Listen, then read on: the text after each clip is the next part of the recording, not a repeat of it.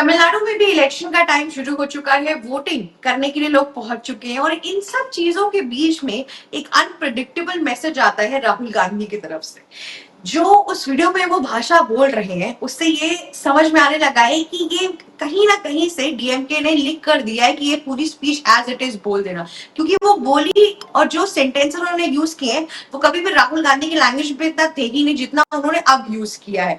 तो अनुपमा जी, उस पूरे वीडियो के अंदर बोला ये गया है, राहुल गांधी ने ऐसा बोला है कि अगर बीजेपी आ जाएगी तमिलनाडु में तो तमिल सभ्यता, तमिल लैंग्वेज, हर चीज के ऊपर एक तरीके से अटैक हो जाएगा, इन सब चीजों को डिमिनिश करने की कोशिश कर दी जाएगी। अब ये जो पूरा पूरा मैटर है ना, ये मैं क्यों कह रही हूँ कि डीएमके की तरफ से आया हुआ है, कि इसलिए क्योंकि डीएमके के जो चीफ है आपके एमके स्टालिन, जो कि चीफ मिनिस्टर भी है तमिलनाडु के, फिर उनके बेटे उदयनिधि स्टालिन जो कि डेप्यूटी चीफ मिनिस्टर हैं तमिलनाडु के, उन लोगों ने हर बारी हिंदी के ऊपर बहुत विरोध किया है। उन लोगों ने बहुत बार बोला है कि हिंदी हिंदुत्व से, मतलब बोलने वाला कि हिंदी की होर्डिंग्स नहीं होनी चाहिए, हिंदी गाने नहीं होनी चाहिए, हिंदी मूवीज नहीं लगनी चाहिए। इतना ही नहीं, उन लोगों ने बोला है कि उदयनिधि स्टालिन ने तो ये बोला कि मैं किसी भी रिलीजन में कन्वर्ट हो जाऊंगा पर कभी हिंदुइज्म में नहीं होगा। उनके लिए हिंदी एक भाषा नहीं है, उनके लिए हिंदी एक रिप्रेजेंटेशन है हिंदुइज्म का। और उदयनिधि स्टालिन तो अनुपमा जी इतने हद तक गिर चुके थे कि उन्होंने बोला कि हिंदुइज्म एक डिजीज जैसा है। तो इन लोगों की ये जो पूरी परिभाषा ना, यही सेम चीज इन लोगों ने कहीं ना कहीं राहुल गांधी पे डाल दी है कि राहुल गांधी अभी सिमिलर भाषा बोल रहे हैं कि तमिल सभ्यता पे कहीं ना कहीं एक तरीके से बीजेपी चोट लाने की कोशिश करेगी। लेकिन मुझे नहीं लगता ऐसा कुछ होने वाला है। प्लस उसके बाद से राहुल गांधी ने ये भी बोला कि एआईडीएमके जो ओपोनेंट पार्टी है और सेकेंड लार्जेस्ट पार्टी है आपके पूरे तमिलनाडु के अंदर, वो कॉम्प्रोमाइज हो चुकी है, वो बीजेपी की ही नीतियां बोल रही है, तो आप उस पर भरोसा मत करिए, आप डीएमके पर ही भरोसा करिए। इस तरीके की जो पूरी कंक्लूजन राहुल गांधी ने निकालने की कोशिश की है, उससे ये बात तो तय है कि राहुल गांधी को पता है कि उनको तमिलनाडु में कुछ नहीं करना है। डीएमके के जो एमके स्टालिन है उनकी पकड़ बहुत मजबूत है और इस बार भी इलेक्शन में वही जीतेंगे। बीजेपी का सच कोई नामो निशान वहां पर नहीं है, क्योंकि अन्नामलाई ने एंड मोमेंट पे कह दिया कि मैं इलेक्शन नहीं लड़ूंगा। और एआईडीएमके का तो हमें पता है कितनी परफॉर्मेंस हो जाती है।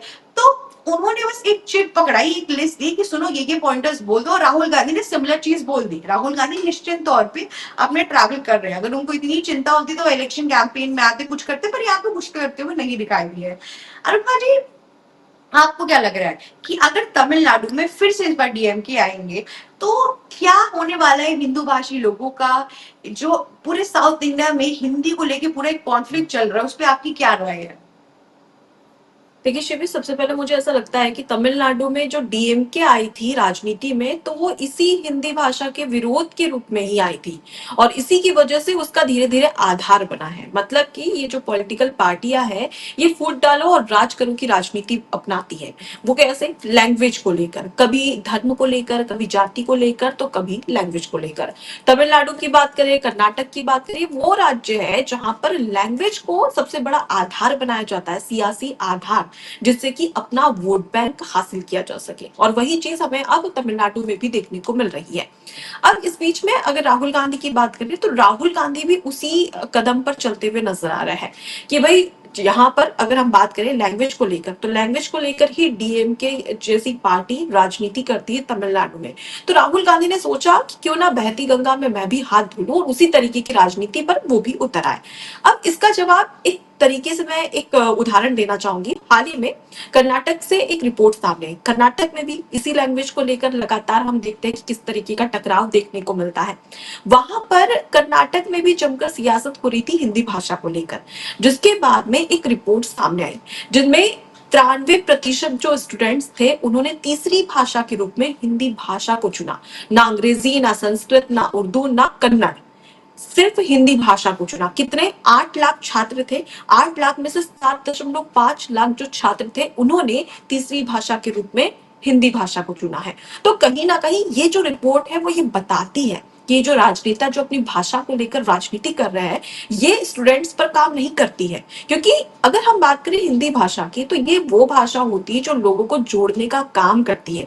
ना कि आपके ऊपर थोपी जा रही है, और ना ही आपसे ये कहा जा रहा है कि भाई अगर आप हिंदी में बात करेंगे तो आपकी जो सभ्यता है, जो आपकी लैंग्वेज है, वो खत्म हो जाएगी। इस तरीके की सिर्फ यहाँ पर एक अफवाह फैलाई जा रही है राजनेताओं की तरफ से।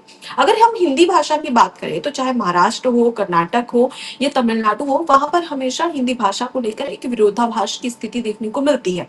वो कब? जब राजनेता इसकी शुरुआत करती है। हमारे अंदर ये नहीं है। हमारी भी एक अगर हम बात करें कि घर की भाषा होती है, हमारी जाति की अलग भाषा होती है, लेकिन फिर भी हम हिंदी बोलते हैं। इसका मतलब ये नहीं कि हमारी जो भाषा है, घर की जो भाषा है, उस पर कोई खतरा आना है, ऐसा नहीं। ये एक कम्युनिकेशन होता है, क्योंकि लैंग्वेज बैरियर अगर हमें देखने को मिलता है तो उसकी वजह से कई सारी परेशानी आ सकती है, और वही चीज कहीं ना कहीं यहाँ पर लोगों को समझने की जरूरत है।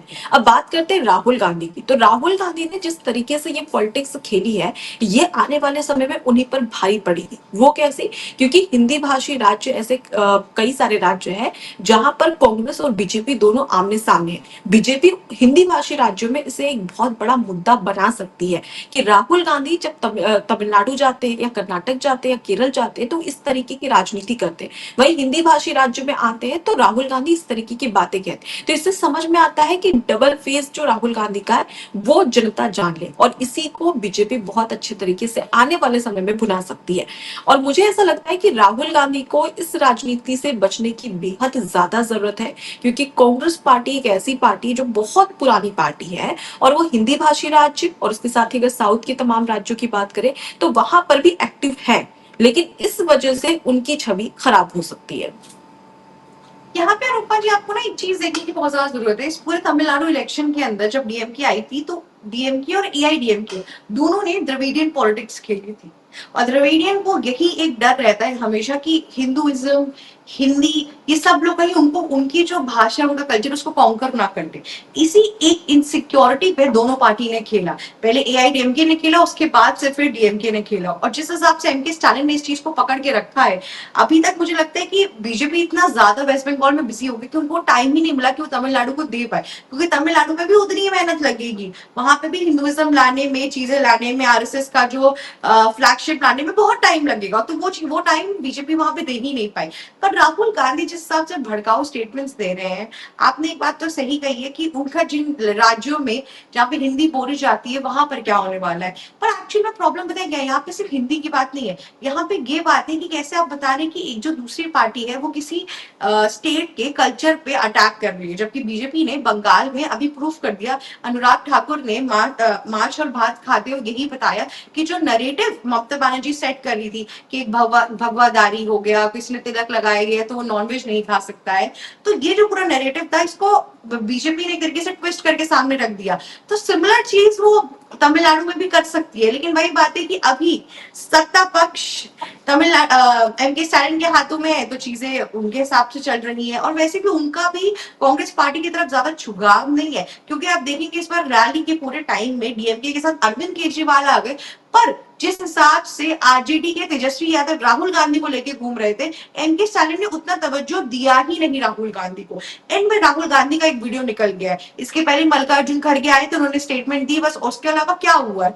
कांग्रेस पार्टी का तमिलनाडु के अंदर कोई वर्चस्व नहीं है, बस इनको पता है कि इंडियन अलायंस में आएंगे और एक नाम का अलायंस यहाँ पे बना के रखे। पर अगर आप देखेंगे जो डीएमके की सीट है वर्सेस कांग्रेस की जो सीट है, उसमें बहुत ज्यादा डिफरेंस है। तो जो नेशनल पार्टी वाला औहदा है वो तो इनको वैसे भी नहीं मिल रहा है, लेकिन यहाँ पर ये बस एक डीएमके के प्यादे बन गए हैं, ये बात तो तय हो चुकी है राहुल गांधी, क्योंकि मुझे ऐसा लगता है जिस कि हिसाब से वो राहुल बोल गांधी रहे ना हैं वही ममता चल रहा है। बनर्जी की रणनीति अपनाते नजर आ रहे हैं शिवी, क्योंकि हमने कल भी इस पर डिस्कस किया था कि कैसे पश्चिम बंगाल में जो फिश पॉलिटिक्स है उसकी एंट्री हो गई थी। ममता हाँ बनर्जी ने सेम यही बात कही थी कि पश्चिम बंगाल में पश्चिम बंगाल की पहचान है मछली और भात, और अगर बीजेपी की सब, सरकार हाँ आई तो मछली और भात आपको नहीं खाने दिया जाएगा, इस तरीके की बातें करते नजर आए। तो राहुल गांधी ने सोचा कि क्यों ना मैं भी इसको ट्राई करता हूँ तमिलनाडु में, और तमिलनाडु में भाषा को लेकर काफी ज्यादा विवाद होता है, तो उन्होंने सोचा कि क्यों वही ना सबसे ममता बड़ा बनर्जी विवाद जिस है तरीके वहां से था पे। वही हम तमिलनाडु में कर दे। और अब वो चीज उन पर भारी पड़ सकती है, क्योंकि ममता बनर्जी पश्चिम बंगाल में हाँ काफी ज्यादा एक्टिव है, लेकिन राहुल गांधी कांग्रेस पार्टी पूरे राज्य में काफी ज्यादा एक्टिव है, तो कहीं ना कहीं अन्य राज्यों में उनके लिए खतरा हो सकता है। सही बात है, देखते हैं खैर इस पूरे इलेक्शन में क्या होता है। 4 मई को इसका भी रिजल्ट आएगा। हमें पता है ये भी एक तरफा हो सकता है, पर अगर फिर भी बीजेपी यू टर्न मार के चली जाए तब बात है कुछ। Vanakkam to everybody in Tamil Nadu. This election is an ideological fight between the Congress Party DMK alliance and the BJP AIDMK alliance. ABC Hindi news, आज ही जुड़िए हर खबर के साथ